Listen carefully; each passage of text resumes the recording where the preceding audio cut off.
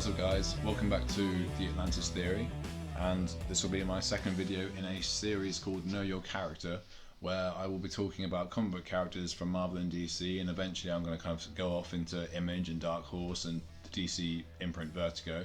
And I'm going to talk a little bit about these characters in detail regarding their origins, their publication history, some key relationships, like kind of other characters that are big in their kind of comic lives, and also their powers and abilities. So kicking off this video, we'll be talking about Zatanna, who is a relatively unknown comic book character from DC, and she's part of DC Comics' magical roster. In fact, she was DC's first magical heroine. Zatanna was created by writer Gardner Fox and artist Murphy Anderson, and she first appeared in Hawkman 4, which was released way back in November 1964. And her first story was the kind of search for her missing father. Zatanna's father is a Golden Age comic book character called John Zatanna, who starred in his own stories, and he first actually appeared in Action Comics 1, which was first published in June of 1938, and is coincidentally the first appearance of Superman. Zatanna actually didn't start off with like a big role in comics after her first appearance. She kept on appearing in other DC titles on the look for her father, and people or characters like Batman and Robin, Green Lantern, the Atom, Elongated Man, they all assisted her in her search, and then she was finally reunited with her father in Justice League of America Volume 1, Issue 51 in 1967.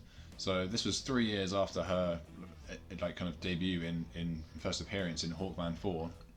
And then Zatanna's exposure continued throughout adventures with the Justice League of America, but she wasn't an actual part of the team for almost a decade, give or take, and she was brought in as a regular member in 1978, Justice League of America Volume 1, issue 161, sorry.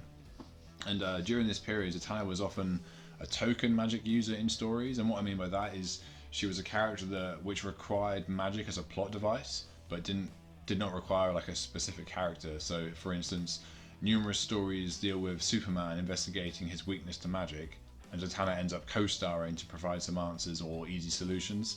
And then for a while, Zatanna appeared here and there with varying levels of power, but it wasn't until much later, all the way until 2004's Identity Crisis, when she became popular. And Identity Crisis is kind of what put her on the map, really. It's a story about the death of a superhero, and then a series of other superheroes kind of go on the hunt for who did it, and it investigates kind of some moral choices between characters, and Zatanna basically mind wipes the villain or a villain responsible, and it kind of puts pressure on various other characters, conflicting moral choices. And then she kind of grew into larger roles through the events of Blackest Night in particular, and Justice League Dark, which is a team of magical characters that the character actually co-founded, and then her role within Justice League Dark really gave her the following she has today, and it was her role on this team which set up stories like Rise of the Vampires and Neil Gaiman's Books of Magic. Before we move on to Zatanna's magical powers and skills, I want to talk, as with Kitty Pryde, about Zatanna's main relationships. And during this, I'm also going to jump back to the story Identity Crisis, which I mentioned briefly earlier, because it's quite an interesting one regarding one of her relationships. So first and foremost, Zatanna's only had one kind of really strong romantic relationship, and that's with fellow magician, conman, and Justice League Dark member Constantine, also known as Hellblazer when he first came into comics. But she was also romantically involved with the Flash, actually, Barry Allen, but their relationship was kind of more flirtatious. And Zatanna was also briefly involved with a character called Dr. 13, who is really not very well known. Like, I've read comics for 20 plus years, and I hadn't heard of him until about a few years ago. So, I mean, that just kind of says how unknown he is. But Zatanna has a strong friendship and professional relationship with Batman, and this is where I want to go back to Identity Crisis, because it was in this story where she kind of really bonded with Batman, but it wasn't immediately a good thing. So in Identity Crisis, which is a mini-series, it was revealed that the villain Dr. Light had assaulted the wife of Elongated Man, Sue Dibney, who was then murdered. And basically, what happened later on is Zatanna tampered with Dr. Light's mind, so he would not be a threat again in the future. And as a result, Zatanna lowered Dr. Light's intellect, as well as erasing his memories, like completely. And this is kind of getting onto her powers a bit as well. But Batman returned and tried to prevent the procedure, but he himself then had his memory erased by Zatanna. She just basically erased both of their memories so they wouldn't be able to intervene. And then eventually, Batman figured out what Zatanna had done to him through kind of help from various other heroes and events, and their relationship became incredibly strained. And that's kind of, even by the Dark Knight's impersonal standards, it became incredibly difficult for them to be friends. And then Zatanna helped Batman investigate the Lazarus Pit, but when she asked him why he needed her, Batman said, "I needed someone I can trust, but I had to settle for you."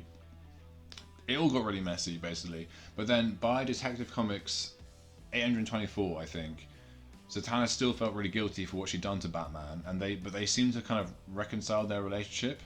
Batman even asked for advice on what to do in a much more sociable manner, to which he then actually, when he got the response from her, replied, "Thanks, Z," kind of giving her that playful nickname.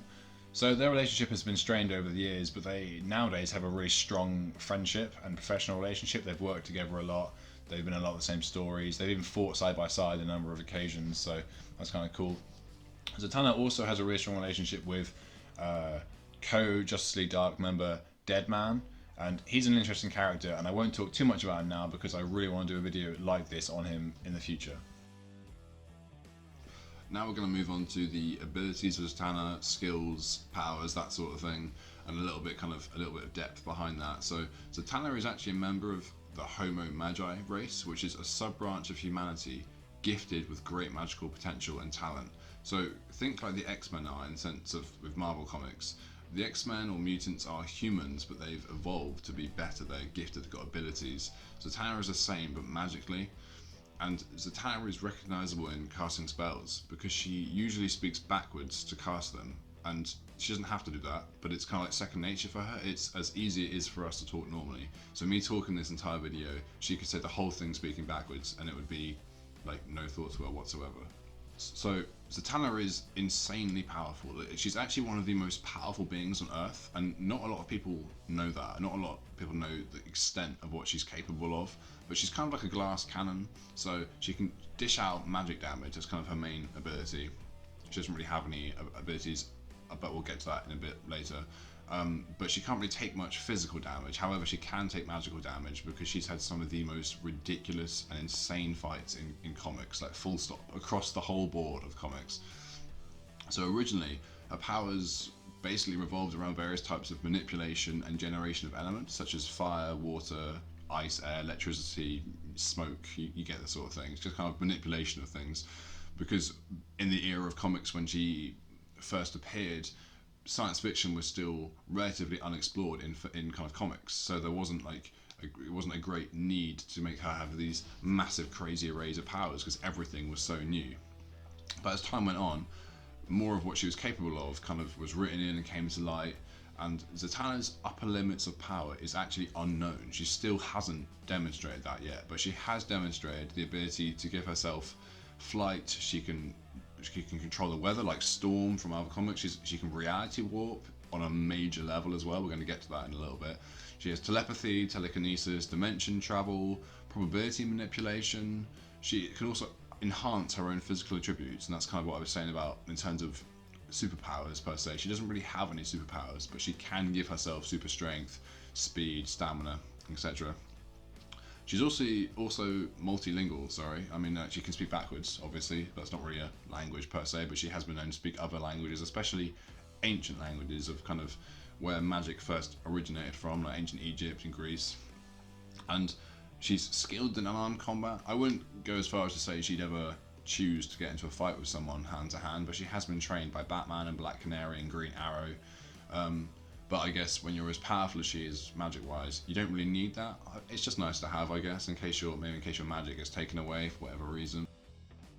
So Zatanna once cast a spell so powerful that it literally tore apart reality. It ripped a doorway into the void. That's kind of the level of power that she potentially has.